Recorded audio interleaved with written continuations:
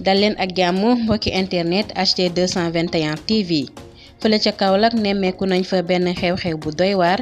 ñi di ndaw yi garde Serigne Mboup daldi nañ gaañ benn waay altine ci guddi diggante militant wu intersyndicat des travailleurs des collectivités locales ak ñii di sécurité maire Kaolack bi. Serigne Mboup amal na ab blessé bu grave ci côté syndicaliste yi waa ji di vie ba sonn na lool ginnaaw bi ko agent wu Serigne Mboup bi doore quotidien di ñu ko xamal. boobu agent daal dinañ ko yóbbu urgence ci hôpital régional El Hadji Ibrahima Niass yooyu lay incident moo ngi am ci fajar waxtu bi waa secrétaire général Cheikh Seck forcé barrage yi ngir ñu bañ a dugg ci biir mairie bi. waa syndicat bi bëgguñu lu dul wane seen mer ak di yuuxu ci biir mairie bi ndaw yi di jàmbaarloo ak gardien wu maire bi amal nañu ay coow yu métti ba tax kii di vie ba am boobule gaañu ginnaaw bi mairie Kaolack bi yëgee yooyu grève dafa lànk ni du leen fay seen heure yi nga xam ne dañ ko abandonné ci seen poste di créer ay manifestation